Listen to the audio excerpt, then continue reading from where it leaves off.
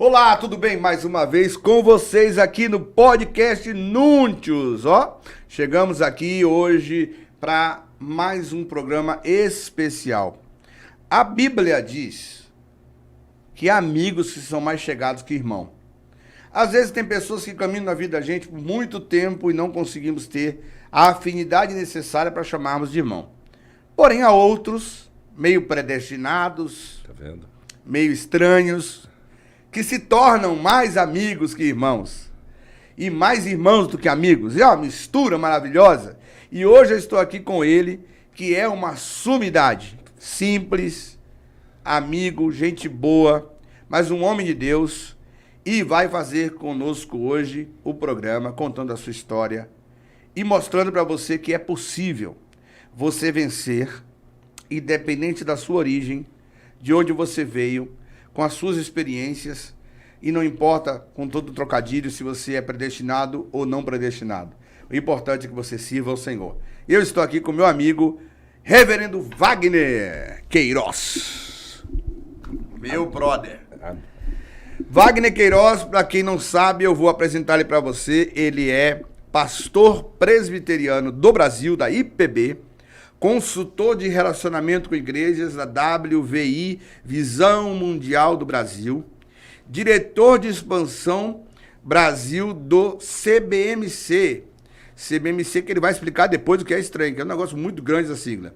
Ele é presidente do diretório do Estado de São Paulo da Sociedade Bíblica do Brasil, é membro do Conselho Fiscal da Aliança Evangélica Brasileira e é idealizador e fundador do Ministério Vida Abundante, que é um trabalho maravilhoso, diário, que a gente recebe com o Gospel News, que é muito bom mesmo.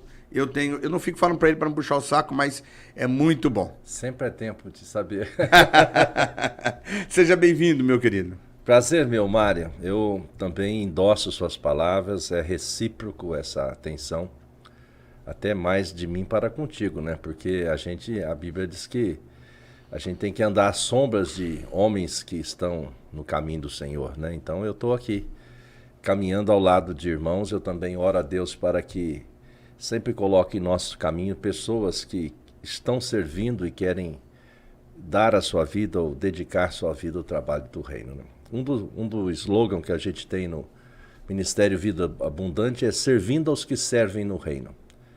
Então, isso que a gente procura fazer. Estou feliz de estar aqui, de ser convidado aqui no seu programa. Espero poder contribuir. Não sei se estarei à altura dos demais, mas estamos aqui, com a graça de Deus. Não, com certeza não está à altura, está acima. É uma pessoa sensacional. Eu costumo dizer, Reverendo Wagner, que as pessoas não são valoradas, para mim, pelos títulos que ela possui, mas pelo caráter que elas têm. Amém. E a gente só conhece as pessoas de caráter quando elas estão na dificuldade. Na hora da bonança, todo mundo é sempre bonito, bem vestido e bem arrumado. Eu conheci você no momento seu de dificuldade e pude ver o seu comportamento, as suas atitudes para comigo e para consigo mesmo, que evidenciam que estar à sombra de homens como você é importante, porque isso enobrece o nosso caminho. A Bíblia diz que Deus confirma os passos dos homens bons, ou do homem bom. Nesse caso, como somos dois, homens bons. Esse programa tem por objetivo falar um pouco para as pessoas, exatamente o que está escrito aqui, revelando através de histórias a todos que é possível alcançar o êxito.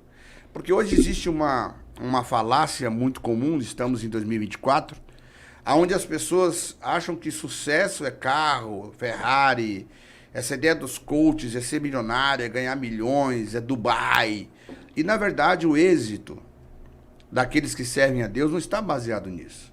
Está baseado em realizar o propósito de Deus em suas vidas, alcançar aquilo que o Senhor estabeleceu. E cada um tem uma história. Às vezes, por exemplo, o meu avô, ele teve uma fase muito difícil na vida, ele perdeu quase tudo. E o grande sucesso da vida dele foi dizer, eu vou terminar minha vida sustentando meus filhos. Então, tinha uma venda numa cidade do interior, virou referência na cidade e criou seus filhos. Isso para ele era o suficiente. Esse era o êxito dele. Já para outros, o êxito era ser um dono de uma fazenda de cacau. Cada um tem seu êxito, cada um tem sua história. E eu quero mostrar através desse podcast para todas as pessoas que assistem que cada história revela um êxito diferente, que pode ser o que essa pessoa está querendo saber, aprender e viver. E eu queria saber de você, quem é Wagner Queiroz? Filho de quem? Nasceu aonde? Veio de onde? Quem é Wagner Queiroz? Posso ainda fazer uma pequena introdução? Claro. Eu admiro muitos personagens da Bíblia, né? Davi, José. Inclusive você tem um podcast que você fala dos personagens bíblicos, que é sensacional. Daniel. Mas tem um camarada que ele passou assim em Atos e fez algo fenomenal e muitas vezes a gente não lembra de falar sobre ele. Inclusive um amigo meu que compôs uma música, Guilherme Kerr, eu creio que é do Guilherme, sim. Barnabé. Barnabé é um homem que eu admiro muito, porque eu creio que ele foi fundamental no ministério do apóstolo Paulo. O apóstolo Paulo foi fundamental no Novo Testamento, né? Falando de Jesus, escreveu aí boa porção do Novo Testamento. E quem introduz o apóstolo Paulo, ou quem assina ali, avalizando o caráter, que ele de fato era um homem transformado, não mais perseguidor da igreja, foi Barnabé. Então, para mim, não é modéstia nenhuma, eu quero estar onde Deus quer que a gente esteja, e Deus sempre nos leva além do que a gente imagina. Uma das grandes promessas que tem na Bíblia é que nem olhos viram, nem ouvidos ouviram o que Deus tem preparado àqueles que o amam. Cuidado que essa palavra é arminiana. Então, mas ela é bíblica, né? Então aí a gente caminha por todos os canais, né? Então, quem estiver assistindo vai se divertir, porque a gente brinca o tempo todo. Então, veja, a gente não imagina, e eu creio que a grande dificuldade do ser humano hoje está sendo ser enredado ou assediado, mais forte ainda, por esses valores que são temporais, que são fugazes, né? E eu trabalho em mentoria sobre vida abundante, mostrando o que não é vida abundante, né? E estou pesquisando sempre sobre isso, e vou escrever mais sobre isso, o que não é vida abundante. Porque somos assediados, e homens muitas vezes de porte que caminharam com o Senhor, ou caminham com o Senhor, que hora ou outra acabam olhando de lado. Cedendo. Então, entre as três coisas que são mais suscetíveis ou mais assediáveis, é poder, né? O homem é assediado por poder. Eu penso, do jeito certo, foi Deus que nos delegou, outorgou o poder para ser o grande jardineiro, né? Já lá no Éden, com Adão, para cuidar de tudo. Então ele transferiu o poder dentro das qualidades ou atributos comunicáveis ao ser humano. O homem é um gestor. Isso são qualificações que Deus nos deu. Mas esse poder, depois contaminado pelo pecado, ele é muito egocêntrico, né? E isso você vê pessoas querendo poder para não fazer nada. Eu até brinco, não sei porque o cara quer entrar na história como o capitão do Titanic, né? O cara ia lá fazer aquela grande embarcação maior daquela época, que foi algo estrondoso, foi o capitão, imagina as manchetes com o nome dele e tudo mais, mas a gente sabe o final trágico que foi. Então, eu sempre penso, eu não quero ser um capitão do Titanic, né? Posso ser um piloteiro de uma canoazinha dessas lá no Rio Amazonas, né? Não desfazendo delas, mas que sai de um lugar, vai para o outro e cumpre o propósito, né? Então, poder é algo que nos assedia, e muito. Fama também é uma das outras coisas que as pessoas são suscetíveis, são assediadas, né? E a gente fala, mas fama? Você recebe hoje, muitas vezes as pessoas mandam alguma coisa pra gente, pastor, o senhor não deu um like lá ainda? Aí, para não ficar chato, muitas vezes você dá like em tudo, não que você está desmerecendo, mas você não tem tempo de olhar tantas postagens e fazer uma crítica, então você dá um like. Isso é importante, dar um like. Veja, isso é uma forma de fama. As pessoas dizem, eu tenho milhões de seguidores, né? Muitas vezes eu chamo que são perseguidores. Os que seguem, muitas vezes, se tornam os que perseguem. Na verdade, o que você está dizendo, Wagner, reverendo, é o seguinte: as pessoas querem poder para ser, porque não são para ter poder. Exato. E aí, se a pessoa exato. Com poder ou sem poder É verdade. Mas não vamos fugir do nosso podcast. Não, mas eu já vou. Isso é uma introdução. Você estava falando de mim, calma. Aí. Senão não entro lá. Não, por fim, fama, poder e money, dinheiro, né? Então a gente é enredado por essa falácia desse tal famigerado sonho americano, que esse tempo eu vi uma definição de marketing que eu acho que é interessante. Nada contra quem faz o marketing. O marketing é um grande impulsionador. Mas dizem que muitas coisas que o marketing faz é vender o que você não precisa comprar, você vai comprar o que você não precisa com dinheiro que você não tem, para mostrar para alguém que não tem nada a ver com você. Percebe? Então, quer dizer, muitas vezes as pessoas correm atrás do dinheiro porque acham que o dinheiro pode comprar tudo. Mas se fosse assim, não teria milionários infelizes. Então, você falou aí essa crise de ser e de ter, né, que a gente deixa escapar, que eu digo que eu não sou. E eu não sou. O Sócrates já dizia, né, que eu sei que nada sei, né? Então eu sei que eu não sei. Então, ótimo. E eu sei que eu não sou. Mas como eu estou em quem é, eu acabo sendo. É isso aí. Então eu sou porque o Senhor dos Senhores é. E se a gente está nele, a gente acaba sendo e cumprindo minimamente o seu propósito. E que seja um Barnabé, que não foi conhecido pelos holofotes, mas que trabalhou eficazmente atrás das cortinas. Você sabe que na história da igreja primitiva, não bíblica, né? Que é a história não escrita na Bíblia ou não canonizada lá em Trento, a gente tem aí Barnabé considerado como um dos grandes apóstolos, né? Que não só mentoreou a Paulo, viajou com ele, como com outros. Porque Paulo segue e ele fica nas cidades estabelecendo essas igrejas. Consolidando elas. E depois ele vai para outras. Então, ele é considerado por muitos na história dos pais da igreja como mais apóstolo, às vezes, do que Paulo. Um grande discipulador. O grande valor de Paulo é que ele escrevia. Uhum. É o que eu digo sempre hoje. Eu tive um pastor que eu considero um dos maiores que eu tive até hoje, mas ele me deu uma frase muito abortiva.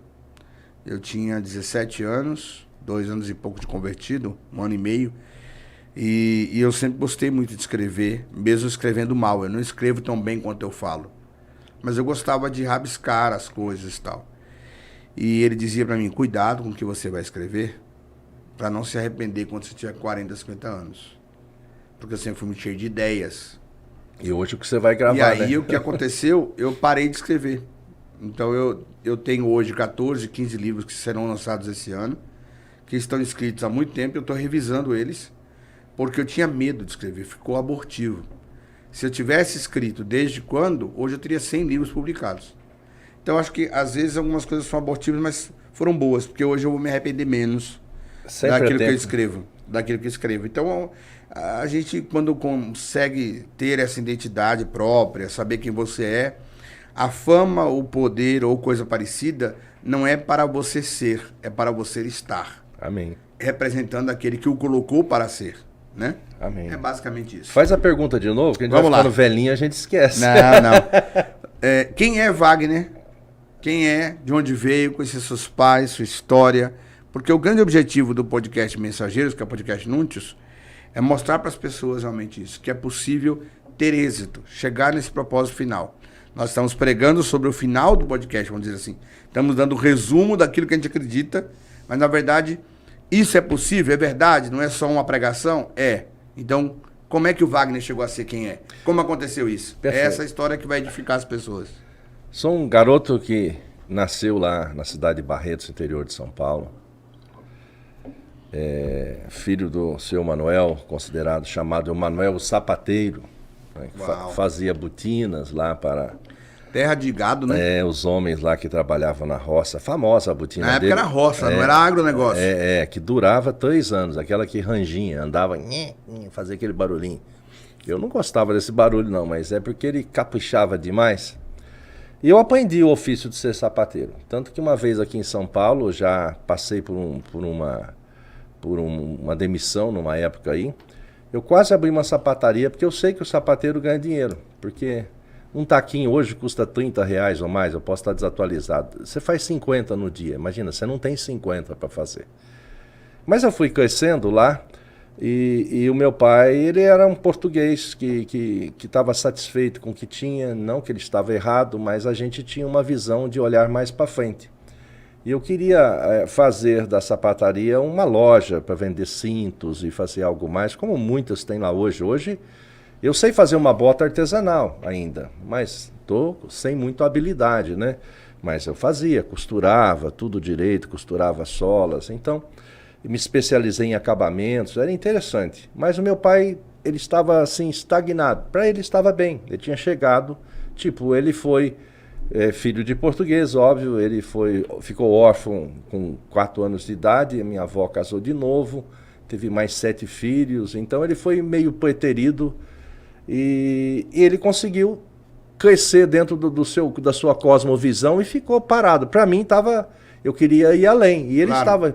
Então o que eu fiz? Porque o jovem quer chegar lá. Então eu falei pro meu pai, então eu vou estudar. Ele falou, manda ver. Eu fui pro Senac.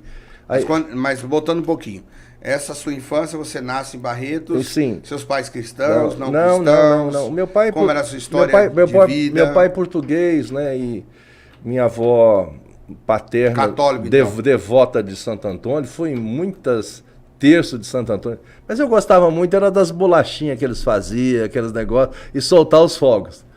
Aquela reza grande, assim, não achava muito aquilo interessante, né? Uma repetição, mas com os 10 anos eu recebo uma Bíblia, pela minha mãe, tinha uma Bíblia em casa, e eu começo a ler a Bíblia, e Salmo 1 foi minha primeira leitura. Então eu sou um leitor de salmos de muito tempo. Minha mãe fez um périplo entre as igrejas, então ficava 6 meses aqui, 6 meses lá, 6 meses lá. Então eu tenho um currículo e me ajudou na apologética depois, porque eu já passei por muitas igrejas, de todos os naipes, vamos dizer assim, sim, até algumas que a gente não considera igrejas que são até seitas, certo? Mas foi bom, porque você aprende o que não é, né? Aprende o que é, até que um dia eu cheguei na igreja presbiteriana, já com 14. E para mim foi dentro daquilo que eu pensava, estudo, reuniões, amizade, vi pessoas da cidade que eu conhecia, vi um ambiente mais arejado para mim, sem criticar nenhuma. Aí minha mãe, depois de um tempo, como ela parecia o povo nômade, quando ela caminhou mais uma vez, levantou o acampamento, eu falei, mãe, aqui eu fico. E estou na igreja, já vai fazer 45 anos que eu sou membro da Igreja Presbiteriana do Brasil. Vai completar 35 anos de pastorado e mais 4 de seminário. Então, daí veio. Mas a caminhada cristã, como a vida, como ela é, como eu gosto de falar no podcast, a gente muitas vezes pensa que ser cristão, ter recebido a graça salvadora de Jesus, resolve o problema 100%, mas a gente esquece que o próprio Senhor Jesus disse que no mundo teria uns aflições, que a gente tem que ter bom ânimo. E nesse período dos seus 14 anos, você tinha uma vida financeira abastada, estudava em escola particular, andava de Cadillac? Não, eu conto detalhes. Naquela época, estudar em escola particular era ruim, era considerado pagou, passou. Eu peguei o bom tempo do ginásio ainda, que eu estudei, que eu comecei a estudar inglês e francês na escola. Até quinta e sexta série era francês, 7ª e 8ª inglês, e tive iniciação musical na escola. E depois eu já fiz o 2º grau técnico contábil. Era uma classe média, mais ou menos, era uma família? Era uma classe, não, acho que é uma classe média baixa. Quer dizer, eu nunca passei fome, nunca passei dificuldade, mas eu tinha uma pecha. A meninada que eu via lá, eu não entendia, nunca considerei, não chamava bullying na época, mas nunca me sentia assim, filho de sapateiro, como se fosse um xingo, né? Eu olhava aqui, mas o que eles estão falando? Né? Muitas vezes essa meninada andava de pé no chão, com roupa toda escangalhada, como dizia meu amigo lá do Rio, e eu sempre arrumadinho, né? Todo mundo era simples. O que diferenciava o povo na escola os mais simples usavam conga, tô voltando no passado, hein? Túnel do tempo. E os filhos dos médicos, que eram meus amigos, médicos, dentistas, os caras Usava Bamba. Usavam o Bamba. Esse era o diferencial. E os mais pobres usavam o Quixote. O Quixote veio depois, nessa mesma época aí. Era paralelo do Conga. Se o meu pai quisesse, ele podia me dar um Bamba. Mas ele achava que não era conveniente e eu não tinha esse afã de ter. Sabe, você tinha o que tinha e pronto, né? Mas eu lembro que com os meus primeiros trabalhos, então, eu fui fazer um curso técnico, entrei pelo Senac. De 14 para 15 eu tive meu primeiro emprego. Eu entrei eu fui o último da fila da Casas Pernambucana, porque você entra lá, eu era o assistente do assistente, quer dizer, o auxiliar do pacote, olha que coisa. E lá você tinha que chamar todo mundo de senhor naquela época, senhor, e dona. Eu achava estranho chamar uma menina de 20 anos de dona fulana, mas tá bom. Então foi aí. Depois eu já entrei no escritório de contabilidade. Já fazendo contabilidade na minha área. Então foi aí que teve todo um campo. Mas, mostrando com a vida como ela eu fui aprendendo o que a Bíblia ensina, que não é uma coisa reta, como muitos pensam, e muitos alardiam hoje. Vem para cá que seus problemas acabaram. Qual o problema que acaba quando você se converte? O problema do pecado, sob a consequência cabal do pecado, que é a morte e separação eterna de Deus. Jesus pagou esse preço na cruz do Calvário. Do contrário, você tem que começar a desenvolver uma vida com Deus e santificação. E a Bíblia nos adverte, se você é de Deus, o mundo vai te odiar. E a gente vai tendo essas experiências. Então, eu tive essas experiências de ser rejeitado algumas vezes por ser cristão naquela época. De não ser um camarada que saía com as meninas, como todos saíam. Esse cara é bobo, não é? Ou não sei o que. Uma vez no banco, quando eu entrei no banco, o gerente lá administrativo, que na época chamava contador, disse, se eu tivesse aqui, não tivesse de férias, eu não teria te contratado. Eu falei, por quê? Eu não gosto de crente. Não, porque você não joga bola. Eu falei, mas isso aqui não é um time de futebol. Mas aí, olha o que Deus faz, né? É nisso que você vai tendo as experiências, como você está querendo registrar. Um dia deu um problema contábil no banco, que vinha um malote, né? Você tinha até 1h da tarde para finalizar a contabilidade do dia anterior e preparar o malote que tinha que mandar. Tinha que fazer escritura fiscal na mão. Na mão, e depois digitar no Telex. No Telex, olha. E aí... Máquina de escrever. E aí o que aconteceu? Deu uma diferença que dia 25 de agosto é aniversário de Barretos. E eles processaram como um dia útil. Então deu uma diferença que ninguém achava. Aí o meu chefe olhou, que era um contador muito antigo e não achou diferença. Veio o subprocurador, que era o subcontador do banco. Também não achou. Aí veio o contador, esse que disse que não queria me contratar. Olhou. Aí eu levantei a mão assim, tímido. Eu falei, posso dar uma olhadinha? O cara fez assim, tipo, ninguém achou, esse Zé Mané vai achar? Já que nem tu, vai estar tu mesmo. Em menos de 5 minutos eu achei a diferença. Eu creio que Deus ali me mostrando. Claro.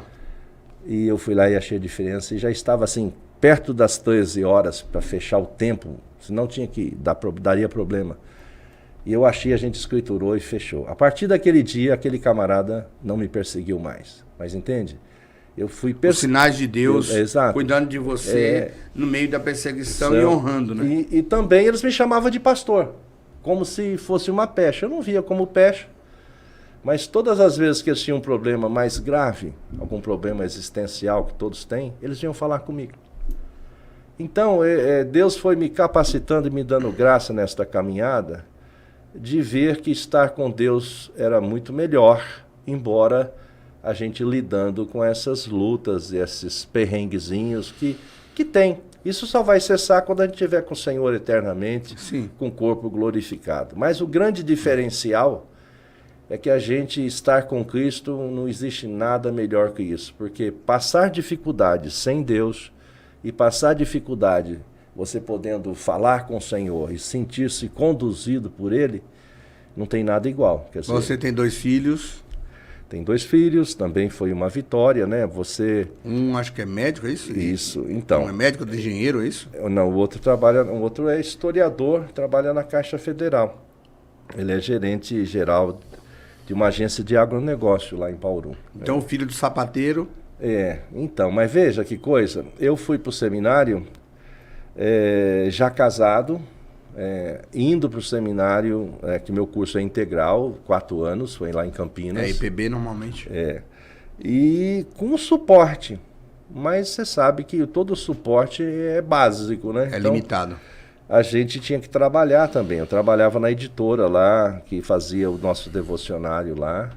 Então eu tinha dupla jornada para aprender grego e hebraico com os professores que a gente tinha, e teologia, e acompanhar o ritmo. Eles não queriam saber se você tinha Você dupla gosta jornada. muito, né, de línguas ainda? Gosto. Tua especialidade qual que é hoje? Assim, Não, tu mais afinidade, o hebraico ou o grego? Eu estou mais no grego, mas eu também gosto do hebraico. O grego tem mais afinidade, né, com a gente, né? Eu estudei matemática, Mais né? familiaridade. Familiaridade, é. Então você vê lá o delta, na matemática tem, você vê o alfa, o lambda, são todos alfabetos que você vai ficando Mais familiarizado. Então eu grego, eu vamos dizer, nado mais tranquilo, nado de costa, né? Assim. Então você veja, de uma vida nômade ministerial, ainda criança, tentando se encontrar na vida, sonhando em ser alguma coisa, encontra na Igreja Presbiteriana do Brasil um modelo de aconchego, de network, de relacionamento. Isso te leva para uma vida mais tranquila, mais estável, vai para o seminário, se forma, já casado, tem filhos. Então, no ministério, quando eu terminei... Isso em que cidade? Barretos ainda? Não, eu já estava aqui em São Paulo, eu fui para o seminário como seminarista mantido pela Igreja Presbiteriana Unida aqui de São Paulo, a Rua Elvete. Na época era Elvete é no centro. Era uma das igrejas mais proeminentes, a igreja histórica, né?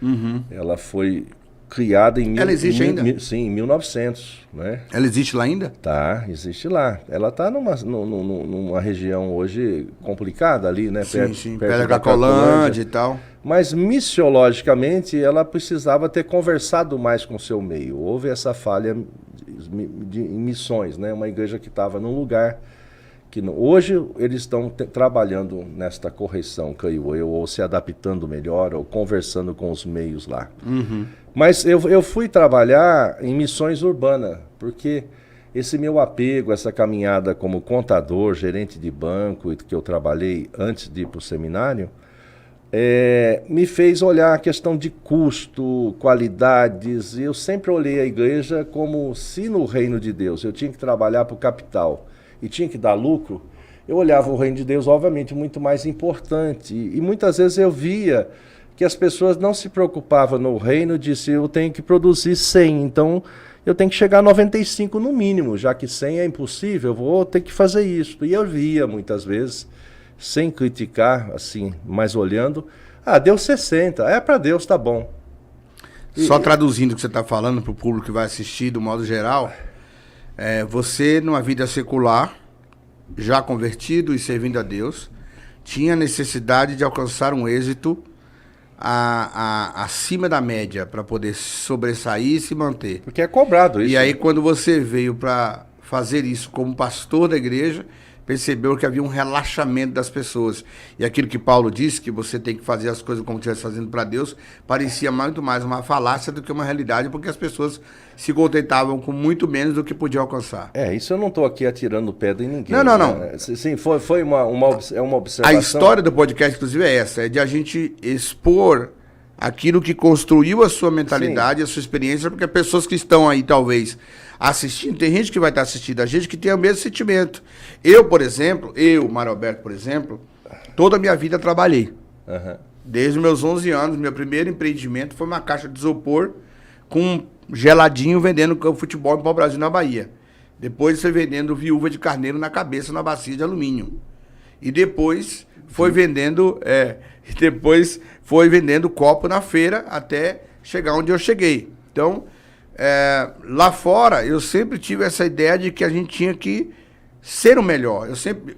Eu aprendi com um professor meu, ainda na idade menor, tinha 11 anos, acho 12 anos, ele dizia o seguinte: se você não consegue ser o camisa 1, vá até a camisa 10.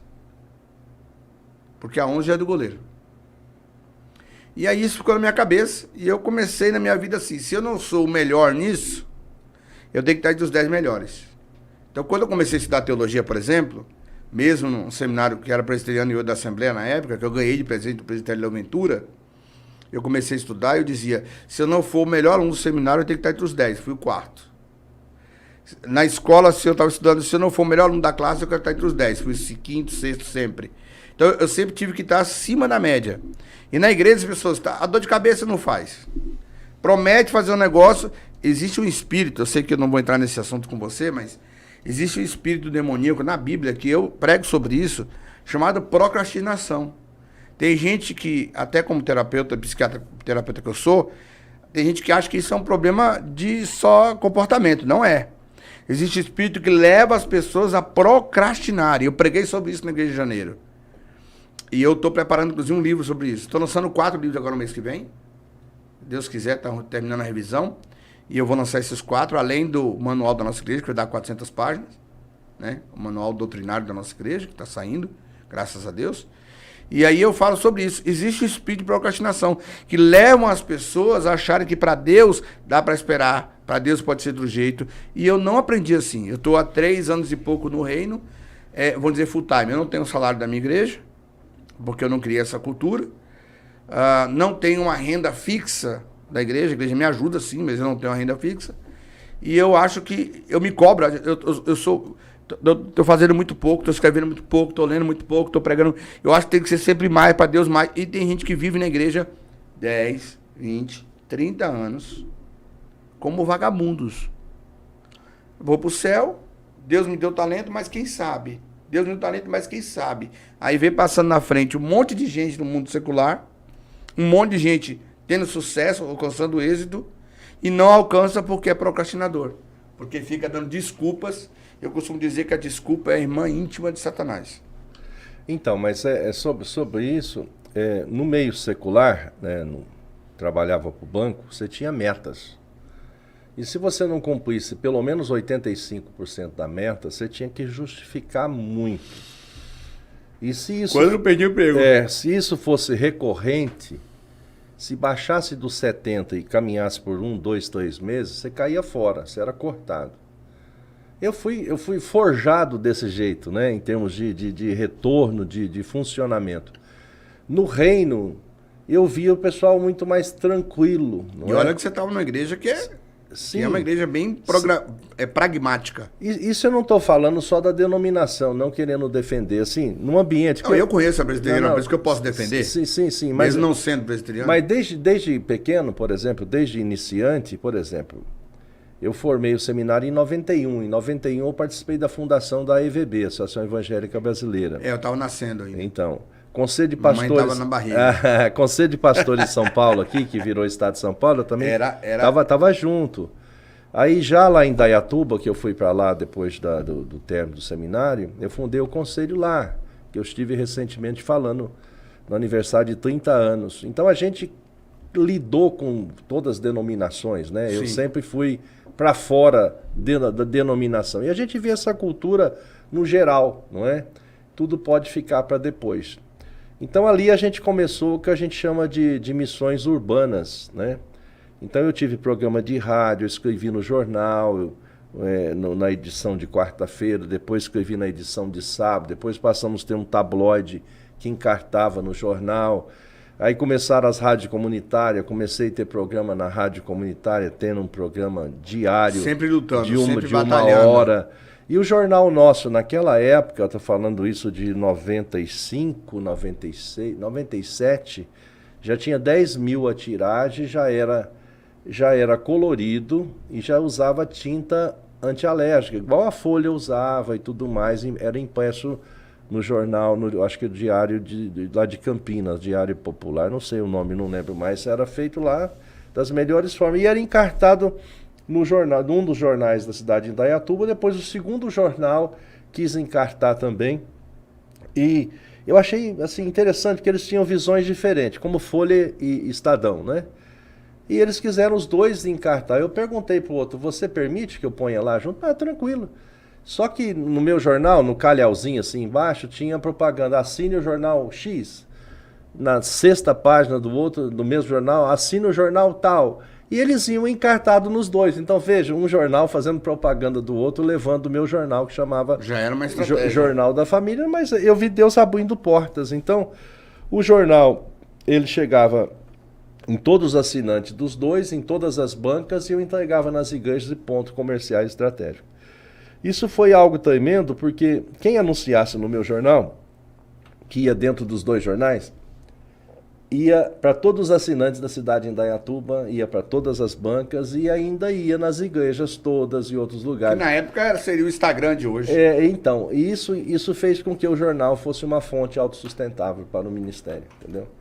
Aí a gente estudou psicanálise, eu achava que as pessoas menos favorecidas financeiramente também precisavam ter acesso a uma terapia. A gente abriu um centro de apoio à família lá, chamado assim, que ninguém, por incrível que pareça, os patrocinadores eram o comércio, que não era evangélico. Eu vi a mão de Deus também. A gente usou uma sala no primeiro andar do primeiro centro comercial da cidade, Centro Comercial Córdoba lá. O que você está dizendo hoje, reverendo, aqui até agora, nesse momento do podcast, é que Deus não se limita às 4 paredes da igreja para realizar a sua obra quando tem alguém disposto a fazê-lo. Então você que está assistindo a gente, que está ouvindo o propósito desse podcast, que é mostrar para você que é possível realizar, você não pode ficar sentado no banco da igreja esperando que o pastor vai fazer para você ou que a igreja vai te dar recursos para fazer. Se Deus te deu talento para realizar coisas, vai à luta, vai atrás. Deus tem seus mecanismos, mesmo fora da instituição, para fazer realizar o propósito de Deus na sua vida. E aí, como membro, né, como diretor executivo que eu fui na época da Associação Evangélica Brasileira, o escritório eu tinha trazido para São Paulo e depois para Indaiatuba, foi comigo. A gente realizou em 97 o primeiro fórum nosso, que olha, em 97, nós estamos em 2024, violência contra a família. Em 97 nós já trouxemos essa bandeira para discutir, e lá estava um senador da República, lá estava o delegado Adenarque daqui. Caio Fábio. Mas ele não estava não, tava outros. Lá tava, mas ele é dessa geração. Sim, não, ele já tinha saído da Associação Evangélica nessa época. Na época o presidente era o Bispo Adriel. Estava o Bispo Adriel, estava o irmão dele que era reitor da Unimep, o Almir, e tinha um outro delegado da infância e da adolescente. Já discutindo um assunto que hoje é atual. Violência contra a família. Feito na Câmara Municipal da cidade de Indaiatuba, com parcerias com o restaurante, para levar comida para o povo lá. Foi um dia todo. E levamos a dona, nossa, me fale o nome dela, Nancy, não é Nancy, é um nome parecido. Ela era uma senhora assembleiana que morava no Morro da Dona Marta e que fazia que alimentava mais de 200 pessoas por dia. Pessoas assim com necessidade, morando na rua, fugitivos muitas vezes, que subia lá para o morro, né? E ela dava. O morador de rua naquela época não era o viciado em drogas, era o que não tinha oportunidade de trabalho. Ela pôde mostrar que uma pessoa simples do morro, sem nenhuma discriminação, mas servia a Deus. Ela gastava 20 quilos de arroz por dia naquela época. E não tinha quem. E Deus mandando pessoas para suprir. Então, eu mostrei lá, nós levamos lá um reitor de uma universidade falando em violência, levamos um senador da República, levei uma senhora que estava, vamos dizer assim, lá na base, cuidando e sendo a Dorcas da época, entende? Então, isso, a minha formação foi, Deus me deu graça de conhecer pessoas que estão num patamar aí, vamos dizer assim, é difícil explicar isso, numa classe melhor financeiramente e academicamente, e pessoas simples, mas usada por Deus. E ela dizia que ela não quis fazer aquilo, Deus colocou uma pessoa, começou assim, que começou a persegui-la, ela levou para casa, depois foi o segundo, o terceiro, e essas pessoas moravam na casa dela. Você sabe que é interessante você estar falando isso? Tem um texto na Bíblia que diz que as bênçãos do Senhor correrão atrás de nós. Tem gente que acha que isso é só dinheiro. Mas o ministério é uma bênção. O resultado do chamado é uma bênção. Entrar no propósito é uma bênção. E o que aconteceu com ela foi exatamente isso. E na cidade tinha um jornalista... Não é só dinheiro. Já naquela época, né? Sempre teve um jornalista muito simpático de um desses jornais. Eu convidei os 2 jornais a fazer cobertura, a Globo da região foi fazer.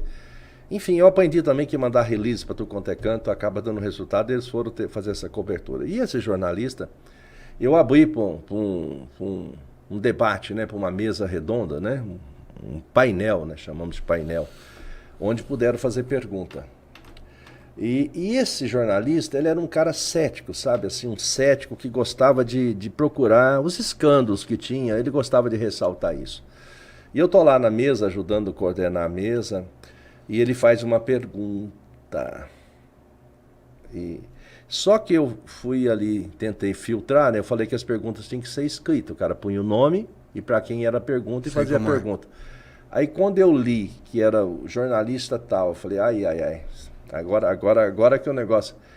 Aí ele falou assim, eu queria fazer uma pergunta para a dona Araci, né, Nancy, Araci. Eu falei, agora vai ser.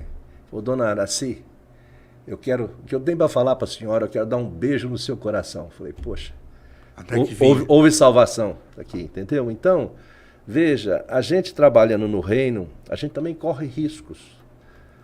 Cuidado que se você começar a chorar, eu vou achar que você deixou de ser presbiteriano. Não, eu sou chorão, sou Jeremias. Aí veja... Gente, só para explicar para vocês, a gente, ele está falando aqui, os olhos cheios de lágrimas, lembrando do momento que marcou o ministério dele.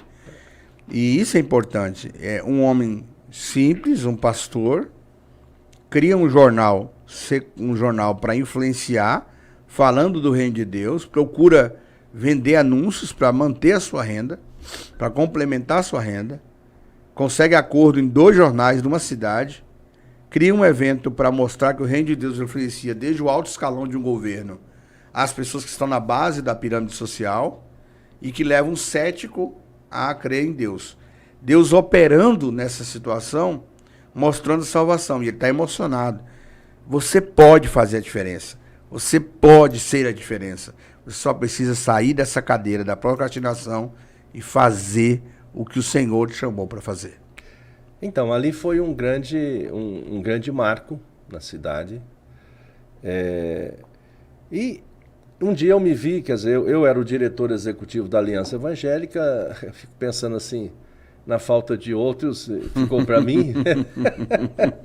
E é verdade, eu não falo isso de querendo menosprezar, mas é verdade, a gente sabe o que tinha e o que podia. Mas Deus, na sua multiforme graça, tem seus planos e a gente não os conhece. Sim. Um dia eu tive a graça de receber o diretor internacional da WEA, que chamava WEF, World Evangelical Fellowship, hoje é World Evangelical Alliance. E ele veio ao Brasil. E eu que ciceronei ele, estive aí, ele me convidou para 2 convites marcantes na minha vida. Em 2000, eu fui ficar 22 dias nas Filipinas, fazendo um curso da WEA, discipulando nações para... O que é WEA? World Evangelical Alliance. Em português? Aliança Evangélica Mundial, ou Global, né? Que coordena, que congrega as alianças dos países, né?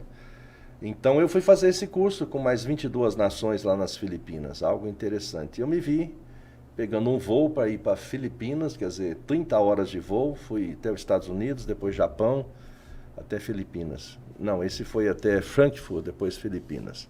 Em 2001, ele me convidou para ir à Assembleia Geral da Aliança Evangélica Mundial, representando a Aliança Brasileira, fui chefiando a delegação. Eu falei, puxa, o filho do seu Manuel, sapateiro de Barretos, sentado, eu tive a graça dele me convidar para participar de plenárias, de abrir um culto desse que estava 156 países representados, num grande hotel da Kuala Lumpur, na Malásia. Lá na abertura estava o primeiro-ministro na época, lá estavam todos os chanceleres de todos os países representados, inclusive eu conheci o embaixador brasileiro. Ele fez questão de nos conhecer e fez questão de nos receber na embaixada. No outro dia, lá fui eu com mais uma pessoa na embaixada do Brasil e ele disse, eu estou te recebendo aqui como eu vou receber Fidel Castro amanhã. Ele disse, você vai tomar o melhor café do Brasil. Eu falei, que bom.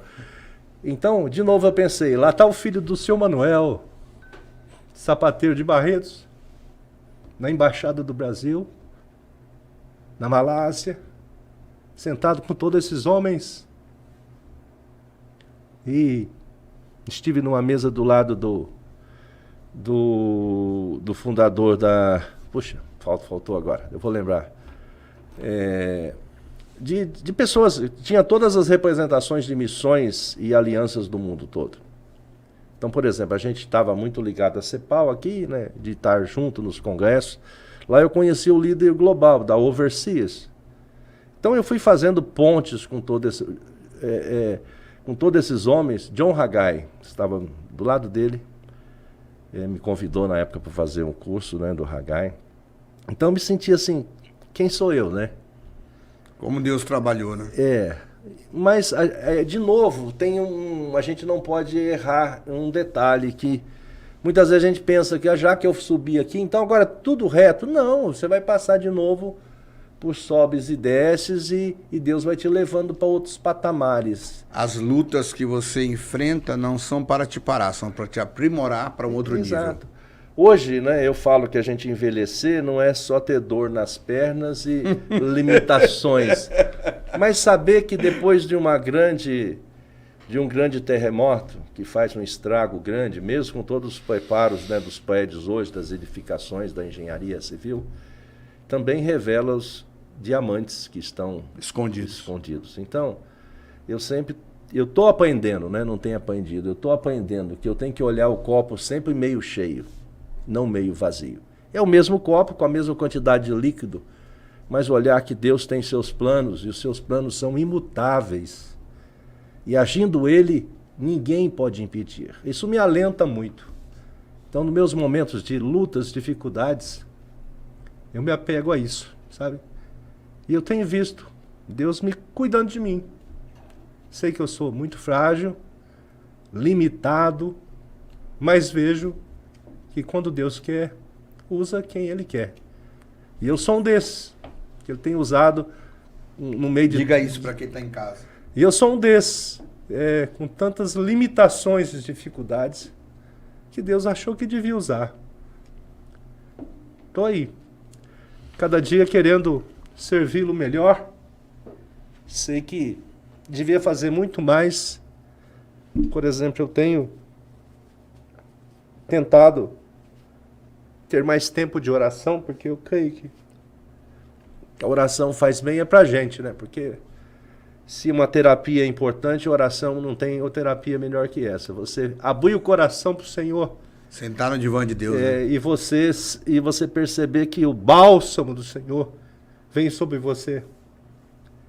E você muitas vezes começa orando preocupado, angustiado, e termina fortalecido, alentado. Faz você olhar para o mesmo prisma, para o mesmo horizonte, e ver uma relva que você via que estava seca, ver ali tudo verde, né?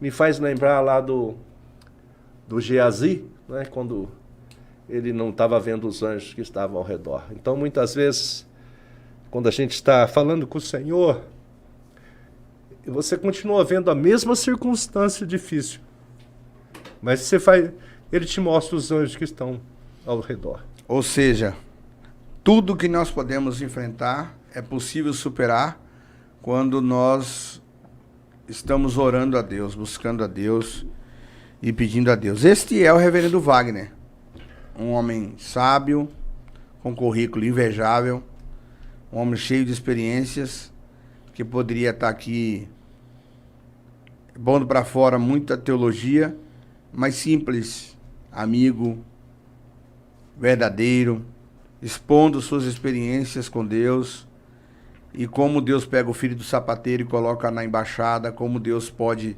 transformar. Tudo isso fica claro para mim e para você. Não importa sua origem, não importa a dificuldade. Se você se propõe a fazer a diferença, tudo isto é possível. Você não pode viver só orando, mas tem que agir, e agir com sabedoria, mas com dedicação a Deus. Para Deus fazendo 100%, que com certeza você vai alcançar o sucesso que Deus tem para você, que é o êxito do propósito na sua vida. E falando de tudo isso, Wagner, falando de tudo isso que você viveu, hoje você está aí fazendo um trabalho maravilhoso de, como é que eu vou dizer, restauração, né? E reestruturação na cabeça de muito pastor que precisa de ajuda, muita gente precisa de mentoreio, muita gente que te ouve, que te segue com o trabalho do CBMC e também na própria Sociedade Bíblica do Brasil, onde você dirige o Estado, do núcleo, toda essa situação. Conta um pouco disso que você faz hoje, das coisas que você realiza, que parece que não, mas vai tomar uma hora aqui. Então, tá há pouco tempo. Então, eu costumo dizer que o pessoal não gosta mais. Eles falam que o YouTube não pode demorar muito tempo, mas uma conversa dessa a gente fica 4 horas, não dá para ficar 1h30, 1h15. Com certeza. Então, esses dias eu me peguei falando para alguém, respondendo uma pergunta semelhante a essa, o que Deus tem me dado assim devagarinho e foi acumulando, por exemplo, trabalhar como nós somos, né, voluntários na Cidade Bíblica, né? O diretório é um diretório de apoio que estimula, que alardia os feitos, né, que a Sociedade Bíblica faz e né, a maior publicadora de Bíblias do mundo, né? A cada 3 segundos uma Bíblia é pronta. Isso é interessante.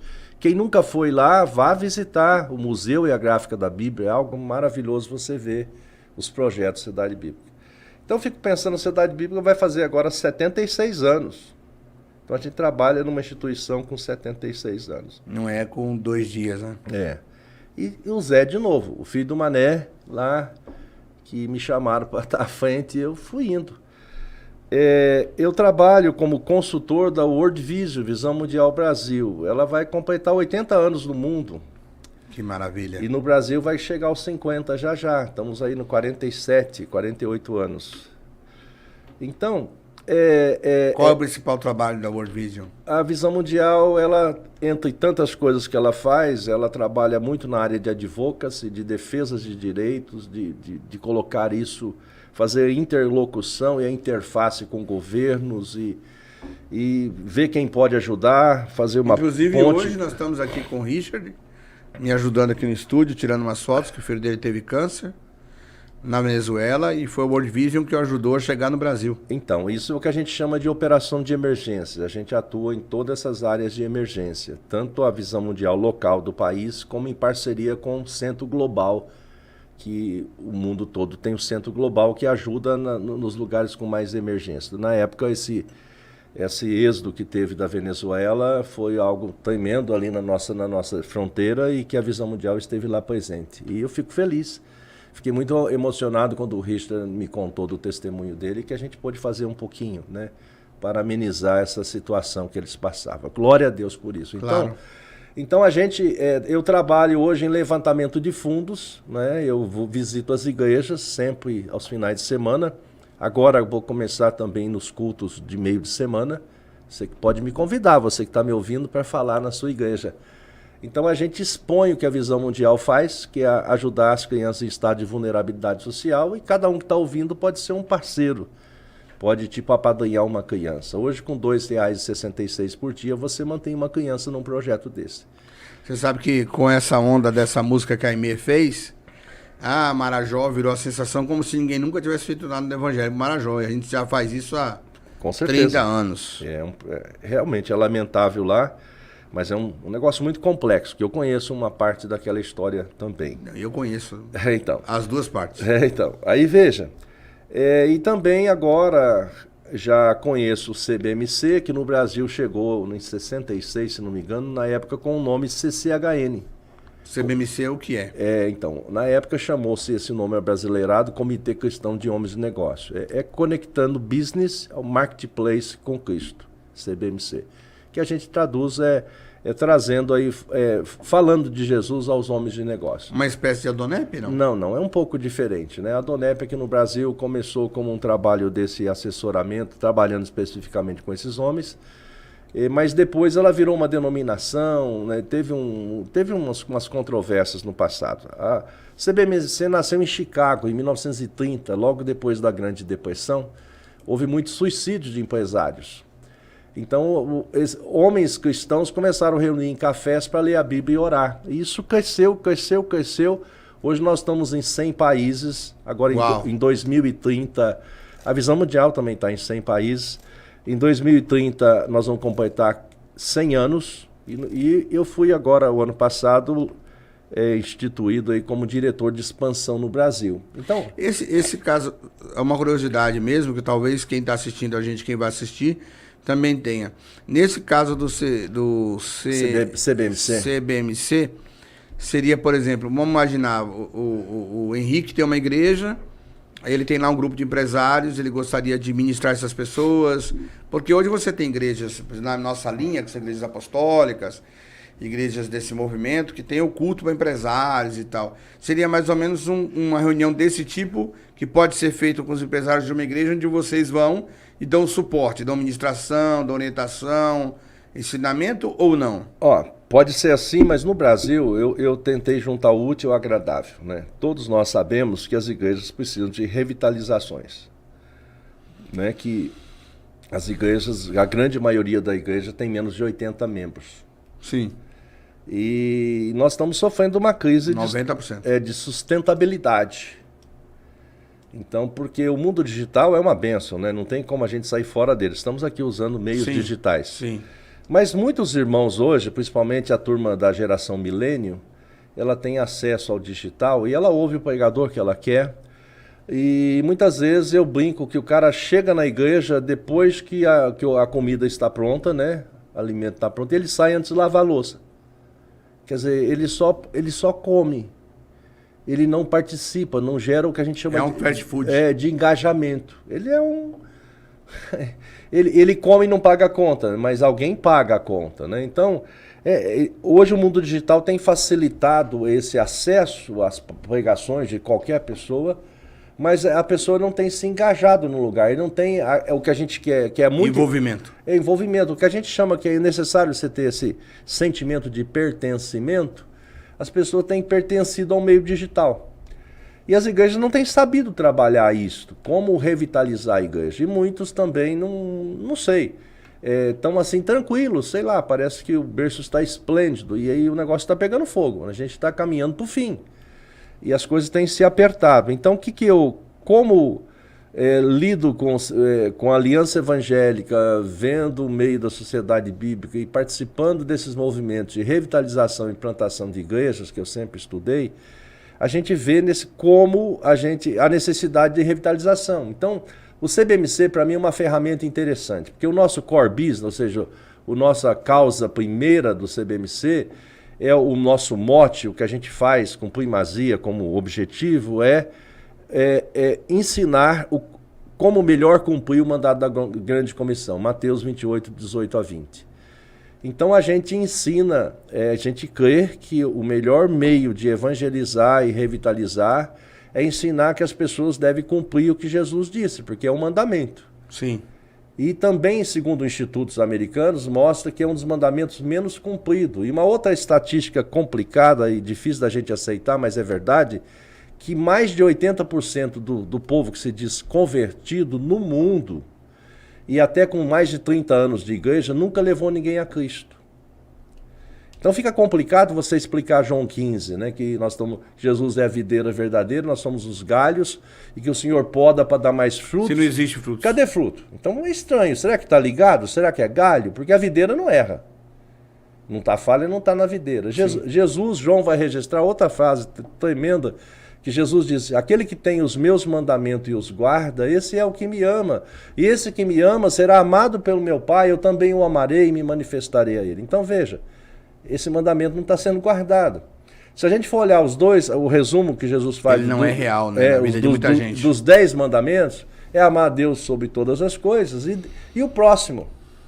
Quer dizer, então eu não estou amando o próximo, porque se eu não me condoo com ele, eu não sou constrangido pela ação do Espírito Santo, que eu tenho que testemunhar o Evangelho a ele, é interessante. E eu faço uma diferença, tentando fazer uma exegese lá, rápida, de Mateus 28, 18, lá, ou 19, o id lá, dá uma ideia de indo, não é? Porque é um auristo participial que dá a ideia de indo ou tendo ido. Então, o id, se alguém vai entender en passant, fala assim, vamos fazer uma entrega de folhetos, que eu chamo isso de uma ação missional. Vamos fazer um culto na praça, que o pessoal não faz mais hoje. A gente faz. Que ótimo, então, entendeu? Mas isso é uma ação missional. Agora, o indo é um estilo de vida. Aí que está a diferença. É uma viagem contínua. Exato. Indo ao mercado, indo pegar o ônibus, mas saindo indo no um pouquinho metrô. Disso e voltando para como funciona na prática. Então, aí a gente vai na igreja, conversa com o pastor se ele tem interesse de que a gente possa partilhar com ele um método bíblico de revitalização. Explica como é. Eu vou, com a anuência do pastor, faço o que a gente chama de despertamento na igreja Você vai perceber lá entre os 100 membros, 10, 5 quer. Aí o pastor participa de um grupo de treinamento que é simples, com material que é bíblico e que não esbarra em teologias algumas, é bíblico. É um material muito simples que tem que deixar de ficar só no papel, você tem que ir para a prática. Então, o segredo do treinamento é levar o cara para uma prática. Ele não vai prosseguir se ele não praticar. Então, na verdade, não existe um culto específico para empresários. Não. É um trabalho vamos dizer assim, de ativação evangelística do empresário. Exato. Aqui eu fiz essa adaptação com autorização da diretoria nossa local e internacional, de que as igrejas ficaram receosas de emprestar os seus membros, é a minha leitura, né? Então, se eu chego na igreja para ajudar a revitalizar, você vai revitalizar todos que querem, que estão disponíveis. Agora, o pastor faz parte de um treinamento e ele começa a dar esse treinamento também para a sua liderança ou quem se dispuser. Eu falo para o pastor, melhor com quem se disponha, não obrigue ninguém, que as pessoas venham, não é?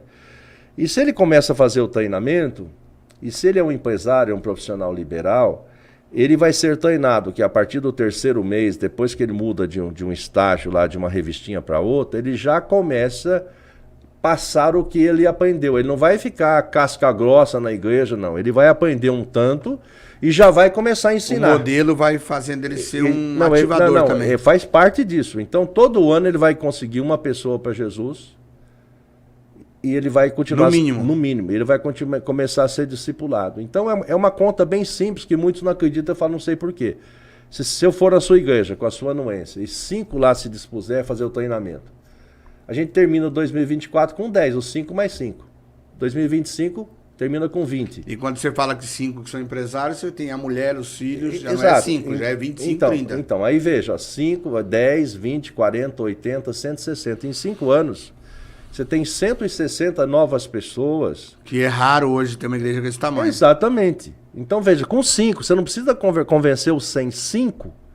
E você não precisa... Se convenceu 100, virou célula e você arrebenta. Não, e você não precisa mudar a igreja, nem chamar os que não querem de frio, de fraco, não. O que eu chamo, ele continua comendo a comida, vai nos comunicar o culto de meio de semana. Você vai dar algo a mais para esses que querem mais, que se Uma dispuseram sobremesa especial para quem quer consumir. Lembrando o que Jesus ensinou, quem quer ser grande no meu reino, seja o que sirva a todos. Esse é o princípio que move a gente.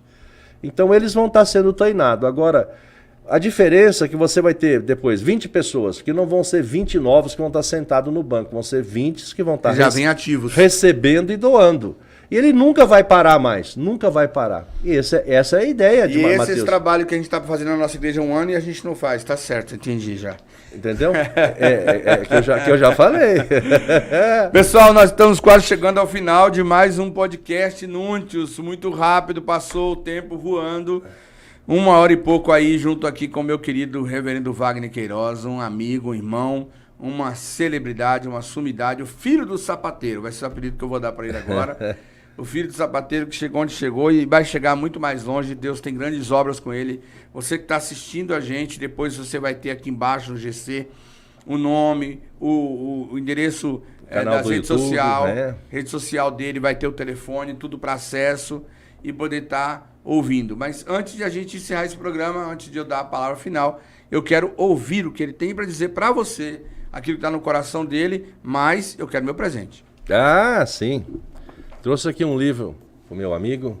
Aí, ó. É um livro que... Vamos tirar uma foto ali para sair aqui na câmera.